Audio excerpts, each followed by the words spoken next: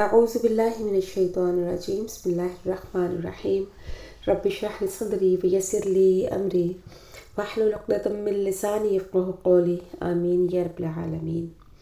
آج کی جو پہلی آیت ہے اس کا کچھ شان نزول اس طرح سے ہے کہ ایک مرتبہ آپ صلی اللہ علیہ وآلہ وسلم نے مسلمانوں کو صدقہ کرنے کی ترغیب دی۔ حضرت عبد الرحمن بن عوف نے 4000 درہم حاضر کیے، یہ عشرہ مبشرہ میں سے بھی ہیں۔ عاصم بن عدی نے 100 وسق کھجوریں کہ جن کی قیمت 4000 درہم کے قریب تھی وہ پیش کیں، تو منافقین نے ان کا بہت مذاق اڑایا اور کہنے لگے کہ یہ صرف ریاکاری ہے، یہ صرف اپنا نام بڑا کرنے کے لیے اتنا بڑھ چڑھ کر صدقہ کر رہے ہیں۔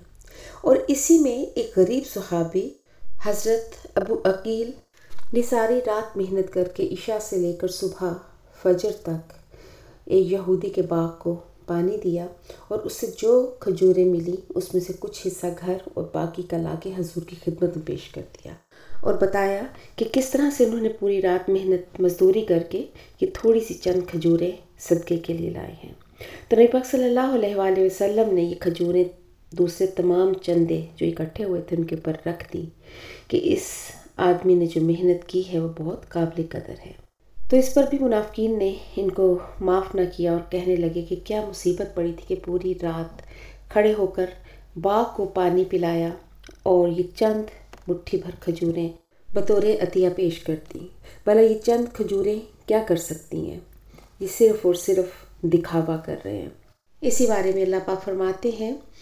الذین یلمزون المطوعین، منافق وہ ہیں جو عیب لگاتے ہیں خوشی سے کرنے والوں پر، من المؤمنین مومنین میں سے، فی الصدقات صدقہ خیرات، والذین لا یجدون اور وہ لوگ جو نہیں پاتے، الا جہدہم مگر اپنی محنت، فیسخرون منہم پس وہ تمسخر کرتے ہیں ان کے ساتھ، یعنی ان کا مذاق اڑاتے ہیں، سخر اللہ منہم تو اللہ بھی ان کا مذاق اڑائے گا، ولہم عذاب علیم اور ان کے لیے دردناک عذاب ہے۔ اس آیت سے منافقین کے کردار کا پتہ چلتا ہے کہ یہ کسی کو بھی کسی حال میں بھی معاف نہیں کرتے تھے۔ اگر کوئی عطیہ دے رہا ہے زیادہ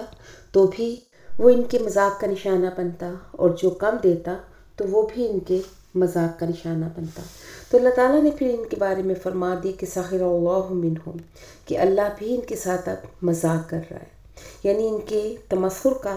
اللہ نے یہ بدلہ دیا کہ بظاہر تو چند روز کے لیے ان کو اس دنیا میں آزاد چھوڑ دیا ہے کہ جو چاہیں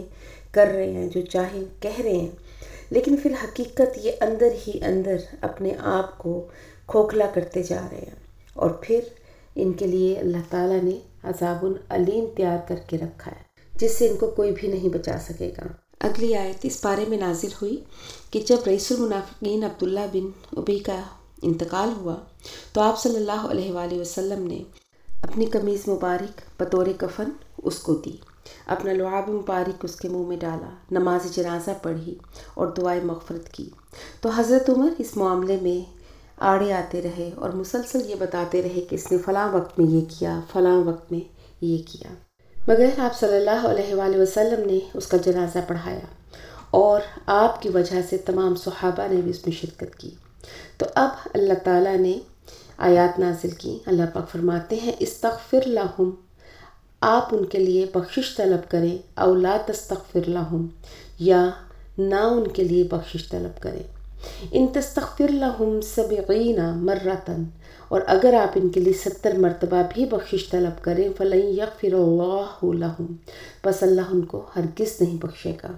منافقین کے لیے یہ بہت ہی سخت ترین آیت ہے، جیسے پہلے سورہ نساء میں ہم نے پڑھا تھا ان المنافقین فی الدرک اسفل من النار، کہ منافقین جہنم کے سب سے نچلے درجے میں ہوں گے، اور اب یہ والی آیت کہ آپ ان کے لیے 70 مرتبہ بھی اگر بخشش طلب کریں اللہ سے تو اللہ تعالیٰ ان کو نہیں بخشیں گے، کیونکہ ذالک بانہم کفروا، یہ اس لیے کہ انہوں نے انکار کیا باللہ ورسولہ، اللہ اور اس کے رسول کا، واللہ لا یہدی القوم الفاسقین اور اللہ ہدایت نہیں دیتا فاسق قوم کو۔ رئیس المنافقین عبداللہ بن ابی کے لیے جنازہ پڑھانا، اپنا قمیص بطور کفن دینا، یہ سب کچھ نبی پاک صلی اللہ علیہ وآلہ وسلم کا ایک شفقت کا انداز تھا جو ان کا اپنے ہر امتی کے لیے تھا، لیکن آخرکار وہی اللہ کی طرف سے آئی کہ وَلَا تَصِلُوا عَلَىٰ أَحَدٍ مِّنْهُمْ مَاتَ أَبَدًا وَلَا تَقُمُ عَلَىٰ قَبْرِهِ۔ اس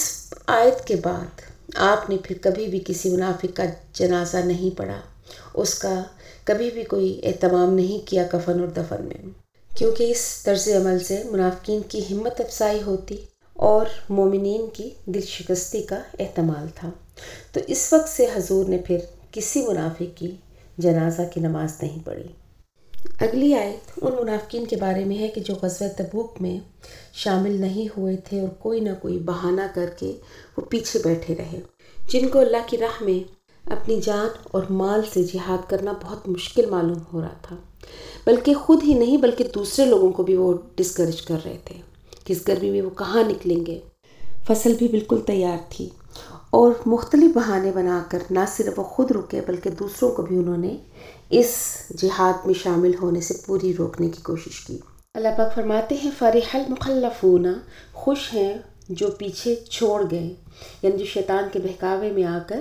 پیچھے بیٹھے رہ گئے گھروں میں، جو جہاد میں شریک نہیں ہوئے، بِمَقْعَدِهِمْ، اپنے بیٹھے رہنے پر، خلاف رسول اللہ، اور اللہ کے رسول کے پیچھے، وَكَرِهُوا، اور ناپسند کیا، أَن يُجَاهِدُوا، کہ وہ جہاد کریں، بِأَمْوَالِهِمْ وَأَنفُسِهِمْ، اپنے مالوں اور اپنی جانوں کے ساتھ، فی سبیل اللہ، اللہ کی راہ میں، وَقَالُوا، اور انہوں نے کہا، یعنی دوسروں سے بھی انہوں نے یہ کہا کہ لا تنفروا فی الحر، کہ نہ کوچ کرو تم گرمی میں، قل، آپ صلی اللہ علیہ وآلہ وسلم ان سے کہہ دیں، نار جہنم اشد حرا، کہ جہنم کی آگ تو بہت زیادہ گرم ہے،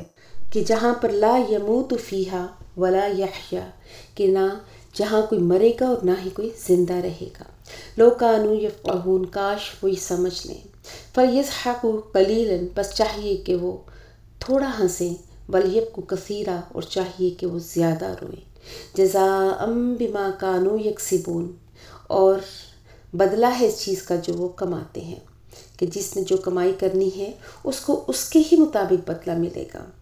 کہ آج جس گرمی سے یہ بچ کر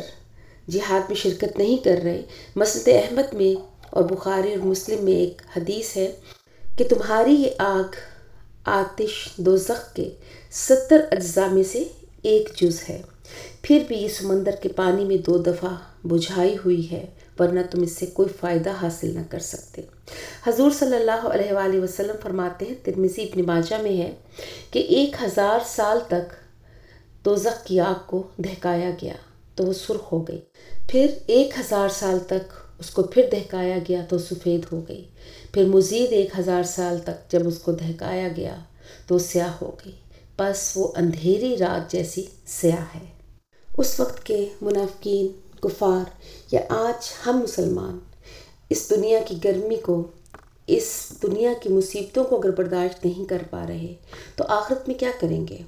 جہنم کے بارے میں تو ہے کہ جہنمی اپنے لیے خود موت مانگیں گے، وہ کہیں گے